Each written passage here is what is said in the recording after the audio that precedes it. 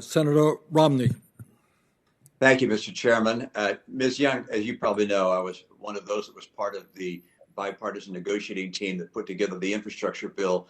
Our largest single investment was in highways. You can imagine our surprise when we see the Department of Transportation indicating that the highway money can't be used for increasing capacity of highways.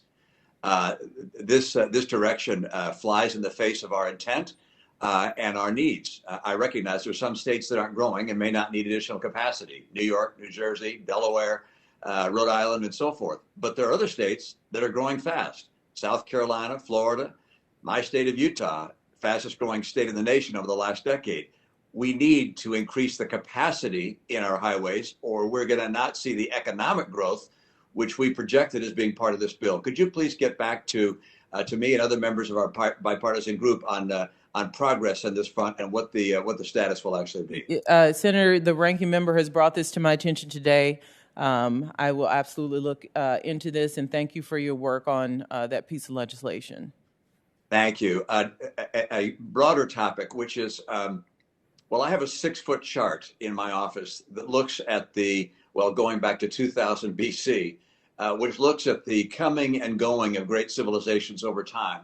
And there is a common characteristic of civilizations in decline and that ultimately collapse, and that is that they end up spending far more than they take in. They're able to do that because other nations see them as being strong and loan money to them. They inevitably have a massive inflation in their economy. By doing so, they devalue their currency. At some point, their currency ceases being the reserve currency of the world. It is a real concern for many of us to see us year after year spend more money than we take in.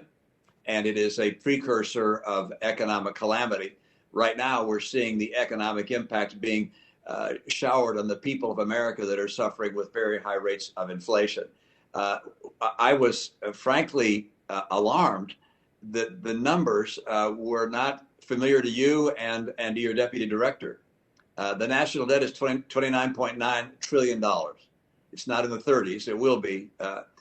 The projected deficits are roughly $1 trillion a year on a normal basis. If we have COVID relief packages, it kicks those numbers even larger.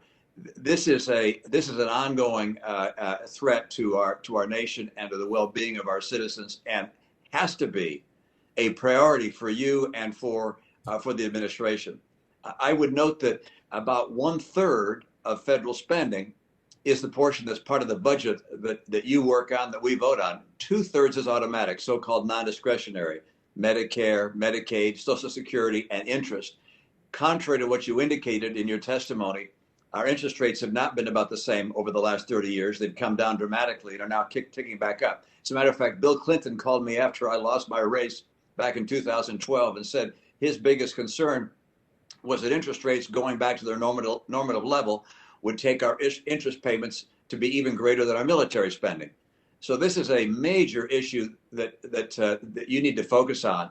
I would encourage you and hope that you will include in the analysis and reports you provide not just the 1/3 that we vote on, but the 2/3 that we do not vote on, and project where that's going to be heading over the coming decade.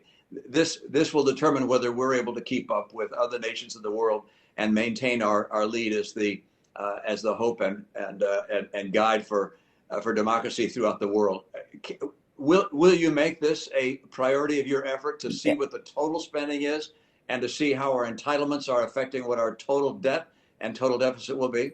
Senator Romney, you have my commitment to do that, and we have done that. Even off-budget items like Social Security, our budget fully reflected what the total outlays of the federal government are. We think that is the only way to present a unified budget. We did that in the 22 budget. We will do that again in the 23 budget.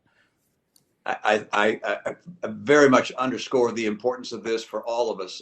We simply cannot keep going on spending trillions of dollars more than we take in without suffering high rates of inflation into the future and potentially losing our lead in the world. Thank you, Mr. Chairman.